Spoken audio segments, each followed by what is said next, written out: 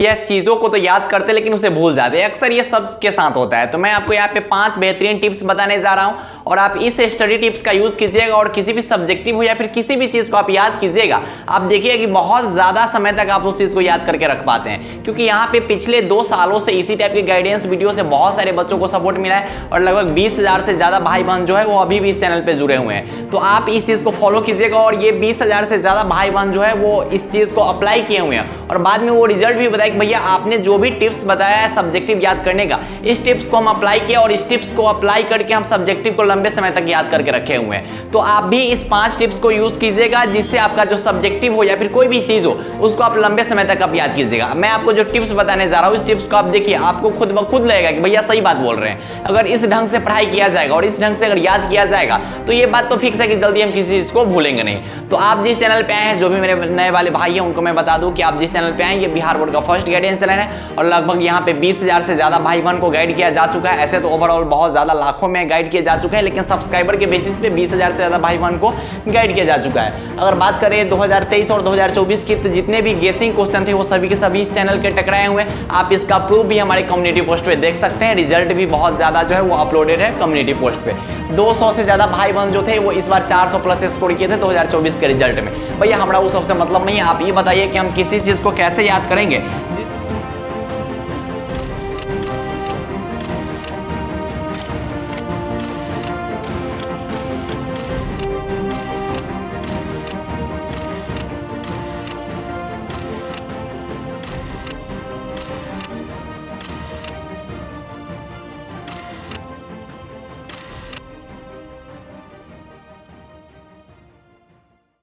तो 5 को आपको टिप्स बता रहे हैं और यहाँ पे एग्जांपल के बेसिस पे बताएंगे। यहाँ पर हम एक सब्जेक्टिव क्वेश्चन का आंसर लिख लिए हुए हैं, ये सबको पता ही होगा, ठीक है। कंजर्वेशन ऑफ चार्ज का ये क्वेश्चन है कि आवेश संरक्षण के सिद्धांत से आप क्या समझते हैं, यहाँ पर हम लिख लिए हुए हैं, ठीक है। यहाँ पे लंबा चौड़ा लिख लिए हुए हैं कि आवेश को नहीं उत्पन्न किया जा सकता है, नहीं नष्ट किया जा सकता है, इसको केवल एक वस्तु से दूसरे वस्तु में क्या किया जाता है, स्थानांतरण किया जाता है। अब हमें अगर याद करना होगा, मान लेते कि अब हमको यही सब्जेक्टिव क्वेश्चन याद करना है तो हम तो रटेंगे। अब रट लेंगे भैया, आज रट लेते फिर बिहान भेले भूल जाते, तो ऐसा क्या करें जिसको इसको जल्दी नहीं भूल सकते। तो सबसे पहला क्या तरीका करना है, ध्यान से समझिएगा। अगर हमें याद करना है तो हम कैसे याद करेंगे। सबसे पहला काम, सबसे पहला जो टिप्स है उस टिप्स का नाम है क्या है भैया कि पहले पढ़िए पूरा को, ठीक है, और पहले पूरा पढ़ो। तो यहां से यहां तक पहले रीडिंग देना और उसके बाद जो कुछ भी यह लिखा गया हुआ है उसको खुद के भाषा में समझाइए, ठीक। जैसे अगर हम पढ़ रहे हैं कि आवेश को नहीं उत्पन्न किया जा सकता और नहीं नष्ट किया जा सकता है, तो हम इसको अपना भाषा में समझाएंगे कि अच्छा आवेश को नहीं हम बना सकते और नहीं उसको बर्बाद कर सकते, मतलब अपनी भाषा में इसको समझाएंगे। फिर आगे पढ़ते हैं कि आवेश को केवल एक वस्तु से दूसरे वस्तु में स्थानांतरण किया जा सकता है। अच्छा आवेश को इतना उत्पन्न करेंगे और नहीं नष्ट करेंगे, ओकरा क्या करेंगे कि एक वस्तु से दूसरा वस्तु में ट्रांसफर कर सकते हैं। तो ये होता है कि खुद को समझाना।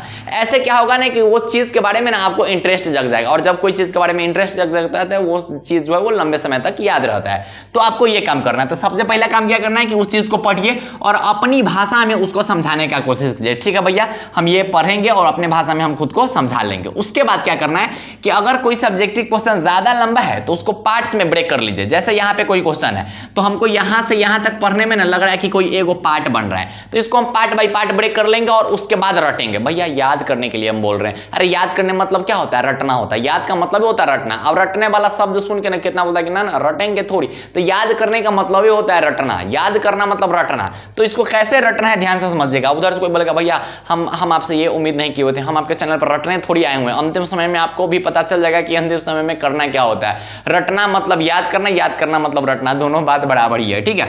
तो आप क्या करना है कि पार्ट्स में ब्रेक कर लेंगे। हम इतना पार्ट्स बनाए, अब इसको 2-3 बार रटेंगे, ठीक है। आवेश को नहीं उत्पन्न किया जा सकता है, नहीं नष्ट किया जा सकता है, आवेश को नहीं उत्पन्न किया जा सकता है, नहीं नष्ट किया जा सकता है। अब हमको इतने से मतलब है, हम पहले इतना को 2-3 बार पढ़ेंगे, फिर ये जो बचा हुआ है इसको 2-3 बार पढ़ेंगे, फिर जो लास्ट में बचा हुआ है इसको 2-3 बार पढ़ेंगे। ऐसे क्या करेंगे ना कि इससे होता है पता क्या है कि माइंड को ना छोटा छोटा वर्कलोड मिलेगा। उससे क्या होगा कि इंटरेस्ट जगेगा, जब इंटरेस्ट जगेगा तो याद हो जाएगा। तो पार्ट्स में ब्रेक कीजिए और एक एक पार्ट को 3-4 बार पढ़िए, ठीक। इसको 3-4 बार पढ़ो, इसको 3-4 बार पढ़ो, इसको 3-4 बार पढ़ो। उसके बाद क्या करो कि लास्ट में पूरा को एक बार रीडिंग दे दो, ठीक। इतना तक ना लगभग जो है वो 50% आपको याद हो जाएगा। 50 क्या, लगभग 70% आपको याद हो जाएगा अगर आप इतना काम करते हैं। तो अगर आप ये और ये स्टेप अप्लाई करते हैं, अगर पहला और दूसरा का स्टेप तक अगर पहुंच गए ना तो 65% के अप्रॉक्स आपको वो चीज याद हो जाएगा। आप इसको अप्लाई करके देख लीजिएगा। उसके बाद क्या करना है कि आपको क्या करना है कि इस चीज को ना 2-3 बार यहाँ पे यहाँ से यहाँ तक पढ़ना है, 2-3 बार पढ़ना है। उसके बाद खुद को सुनाना है, ठीक है, खुद को याद नहीं हुआ फिर भी सुनाना, लेकिन बोल रहे हैं कि याद हो ही जाएगा, ठीक। अब उसको ढक लीजिए या फिर बंद कर लीजिए, उसके बाद खुद को समझा सुनाइए, खुद को सुनाइए कि अच्छा आवेश संरक्षण का सिद्धांत का मतलब होता है कि आवेश को नहीं उत्पन्न कर सकते, नहीं नष्ट कर सकते, एक वस्तु से दूसरे वस्तु में ट्रांसफर कर सकते हैं, यही आवेश संरक्षण का सिद्धांत होता है। इसको अपना भाषा में हम समझा लेंगे, ठीक। उसके बाद क्या कर सकते हैं कि अगर आप ये काम कर पाइएगा तो बहुत बेहतरीन होगा कि उसको लिख कर देखिए, ठीक है, उसको लिखिए, अपना भाषा में लिख सकते हैं, कोई दिक्कत नहीं है। जरूरी नहीं है कि जो आपने याद किया उसको एक्यूरेट उसी ढंग से लिखेंगे, आपको जो समझ में आ रहा है वो आप लिख सकते हैं। तो अगर आप ये काम करते हैं लिखने का काम, लिखने से क्या होता है पता है कि अगर आप कोई चीज को लिखते हैं ना तो उस वक्त आपका माइंड का कंसंट्रेशन हाई रहता है, और वो चीज डायरेक्ट हाथ जब चलता रहेगा ना तो माइंड का कंसंट्रेशन एकदम कंसंट्रेटेड रहोगे, ठीक है। इसलिए सब जितने भी टीचर से वो बोलते हैं कि लिख लिख के पढ़ो, रीजन इसके पीछे ये होता है कि माइंड इधर उधर भटकेगा नहीं, ठीक, और माइंड वही चीज को तुरंत एब्जॉर्ब करता है।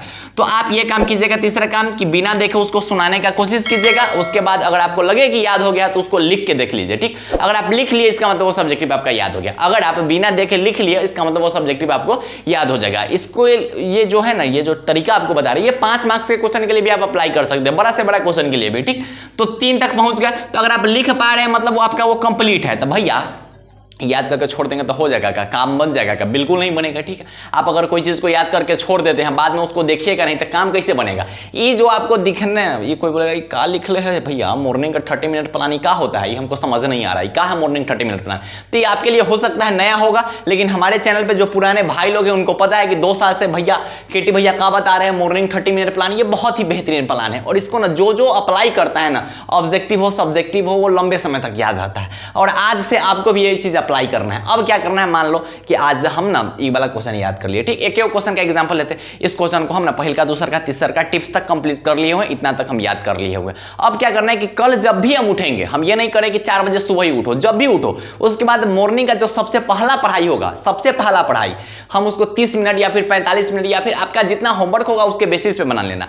लेकिन आप कम से कम 30 मिनट जो है ना, वो जो कुछ भी इससे पिछले दिन आपने जो कुछ भी पढ़ा है उसको बस एक झलक देख जाइए, मॉर्निंग का 30 मिनट। इससे क्या होगा ना कि अप्लाई करके देखना, अप्लाई करके देखना, एक सप्ताह में आपको रिजल्ट पता चल जाएगा कि भैया सही बात बोल रहे हैं। तो मॉर्निंग 30 मिनट प्लान में आपको क्या करना है कि जो आपने इससे पिछले दिन याद किया उसको बस एक झलक रीडिंग देना, याद मत करने लगना बोड़े, ठीक है, उसको रीडिंग दे देना, एक झलक पढ़ लेना। इससे देखना कि कितना ज्यादा बेनिफिट होगा इसका, ठीक। इसको अप्लाई करना ही करना, ठीक। अगर कोई चीज को और गहराई में आप जानना चाहते हैं तो आप इस चैनल से जुड़े रहिए, ठीक है। हर एक टाइप के वीडियोस आपको यहाँ पे मिलेंगे। ये बिहार बोर्ड का फर्स्ट गाइडेंस चैनल है। अभी तक आपको यूट्यूब पे कोई भी ऐसा चैनल नहीं मिलेगा जो गाइडेंस से रिलेटेड बात करे, स्टडी टिप्स की बात करें, exam preparation, exam tips, study tips, जो कुछ भी होता है ओनली यहाँ पे गाइडेंस से रिलेटेड बात किया जाता है और बहुत सारे भाई को यहाँ पे लाभ भी होता है, ठीक। तो यहाँ पे 4 चीज कंप्लीट हो गया भैया।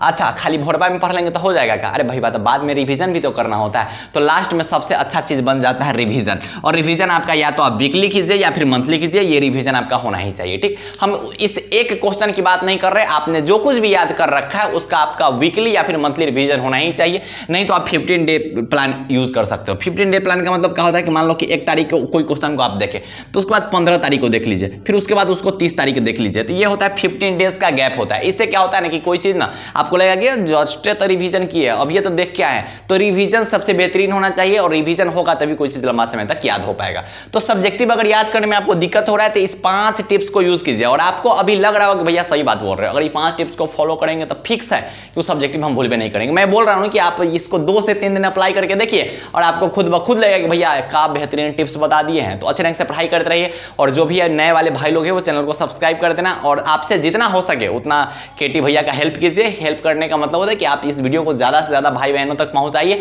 आपके जितने भी फ़ोन में ग्रुप्स वगैरह होंगे, ठीक, वहाँ तक शेयर कीजिए क्योंकि आपके सपोर्ट की बहुत ज़्यादा ही ज़रूरत है।